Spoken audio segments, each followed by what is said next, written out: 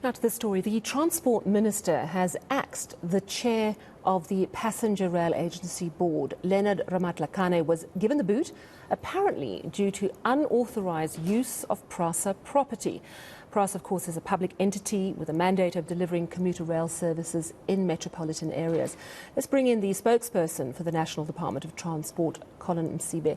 Mr. Msibi, thank you so much for joining us. Why exactly was Leonard Ramatlakane fired? Well, thanks for the opportunity. So what a pity, because he's one of the shining examples of the chairpersons we've had. But the issue has really been about the process is not being followed in terms of the rental of this property, and that's basically the bottom part of it. That they didn't follow the procedure, and doesn't mean that it's not allowed for the chairperson or the member of the board to be able to use that property. But in this case, the processes were not followed, and that's basically the bottom line, and that is why he was axed.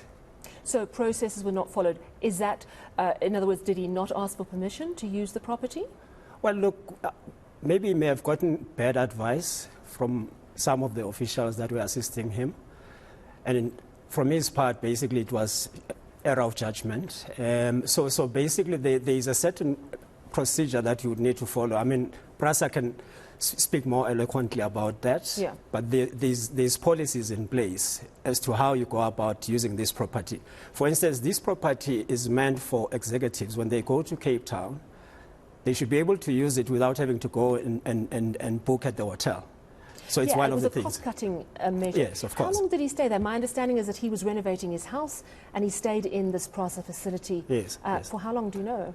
So, I mean, he stayed, from what we know, from December, and he left the place in March. So it's that's months. When he moved out. Did he pay rent?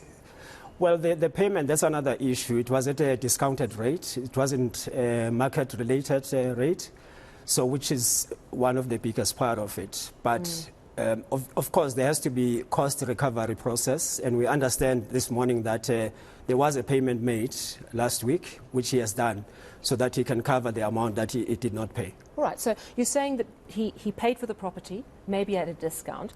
He failed to follow certain procedures, yeah. But it seems like he may have just got bad advice on how to go about using this property while his own was being renovated. Yes. Yeah. Why do you think it's important that he be fired? And I ask that because you yourself said it's a pity, and we know that the passenger rail corridors, 13 of them have got up and running in the last year or so. Yes.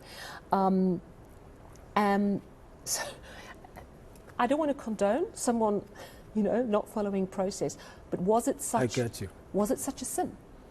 I get you. So that's the issue, is that, look, if you transgress some of these policies, the consequences are dire. And that's exactly what has happened here. And the minister, I think, she was at pains to try and appreciate the work that he has done, just because we know he's one of our biggest strikers when it comes to the work that is being done. It's going to be one of the good examples in terms of the chairs we've had at Prasa. But the reality is that once you transgress the rules, there has to be consequences. And unfortunately, you would have to set examples. And he happens to be, unfortunately, one of those who fall on his sword, and that's why he's gone. And fair enough, and those are the standards we'd like to see. Yeah. Are you absolutely certain there wasn't someone perhaps trying to use a slight breaching of protocol to get rid of him? And I mean, I ask that because we know that Prasa has had so many problems over the years. Is the minister absolutely satisfied that there's no one sort of pushing this issue, making it seem worse than it is, because he was so good at what he was doing? So, look, the minister had to consider the report before her. I mean, it wasn't she couldn't go beyond that and see. We have to consider what the investigative report says. But I must also say that it is not only the chairperson, there is also consequence management as we speak for officials that were involved. So it's not just about the chairperson. Those who were involved in putting this together, they are also facing the consequences themselves. Okay. Yeah. I want to move to another issue, and it's what we've seen happening in Soweto over the last few days. We've seen attacks on e-hailing vehicles, first at Maponya Mall. We've also seen around Protea Glen, and there was another incident today. So there's worry. We've also seen e-hailing drivers now blocking the streets, protesting because they feel vulnerable. I spoke to the e-hailing national spokesperson earlier in the program, and I asked him if he, like some, also points a finger at the local taxi associations, and he said he absolutely doesn't.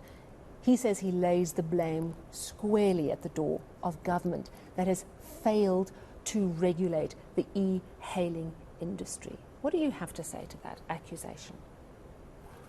Well, I think it is misplaced in the sense that while we do the amendment to the Act, which must come with the regulations in terms of the regulation of this industry, there has been a mechanism in place we've put together where we are working with provinces. We issued a practice note, in other words, an instructions to the provinces to say, because e-hailing, when it came in 2013, we've had to categorize it, whether it's a charter service or is your normal public transport. And it came to a point where we've said this is a charter service. So therefore, you need to issue an operating license that speaks to the charter service. And this is what the provinces are currently doing through the provincial regulatory entities. So they issue the operating licenses. So to say that then government is to blame, I don't think it is quite correct. Let's come to the Act. We are undergoing a process where there's an amendment bill before Parliament. It had gone to a point where the President was about to sign, but he sent it back because of some issues with the Constitution. So it went back to the NCOP. There has been consultation at the provincial level. The last consultation are happening now up to the 9th. So after that, it's going to go back to Parliament and it goes to the President for signing. So we're hoping with the legislation, there's a couple of things that are going to happen. We're going to establish or develop the regulations. So the regulations must speak to the standards that we set, the kind of cars that must operate within this industry, the requirement in terms of applying, if you want to participate in the industry, what are the requirements? Yeah. Even in terms of the classification of the offenses. Let's say there are those who are operating without operating license. What should happen to those? So, and is there a limit on how many drivers, e-hailing drivers, can operate in a specific area? Well, up to so far, you see, those are the things that the regulations must look at. At municipal level? Yes, because you need to say, if there is saturation of the industry, how do you then deal with it?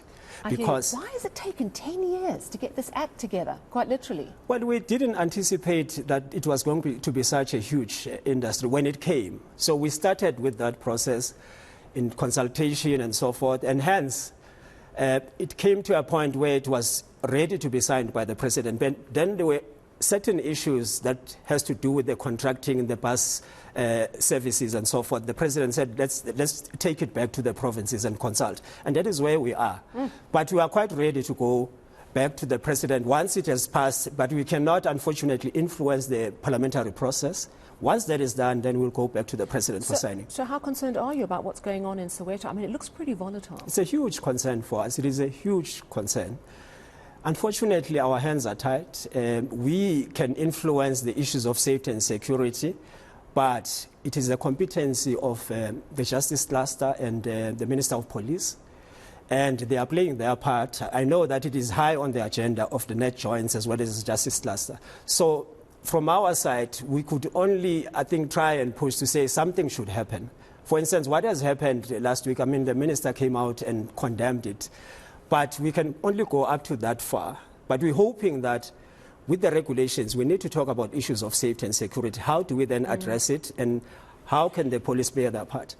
Don't you think the Transport Department should take some responsibility for failing to get these regulations in place 10 years on from when e-hailing came into this country? Well, we are the first to admit that it has indeed taken a long time, but that's not to say nothing is happening. We are quite satisfied with the process as is. We've consulted with the industry.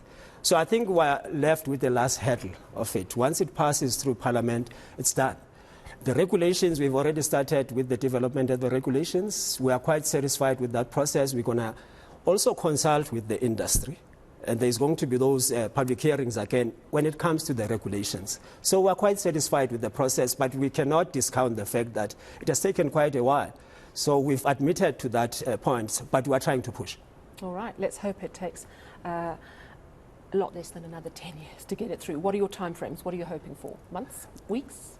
That's why I was saying the last consultations are happening. The last date is the 9th, which I think today is the 6th. Mm-hmm. The 9th is the last date in the Eastern Cape. After that, it goes back to the NCOP.